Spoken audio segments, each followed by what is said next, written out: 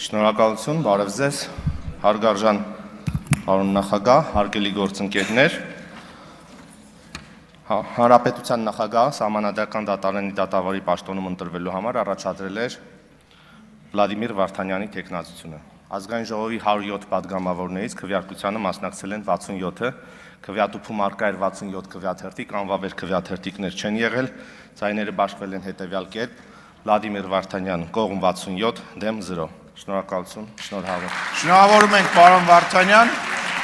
Հարգելի պատգամավորներ, Սահմանադրական դատարանի մասին Սահմանադրական օրենքի 5-րդ հոդվածի համաձայն Սահմանադրական դատարանի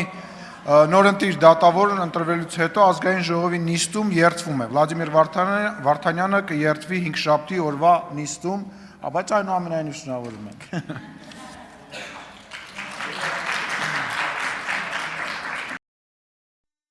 Հավանիչ տեսանյութը և բաժանորդագրվիչ նորությունները բաց չթողնելու համար։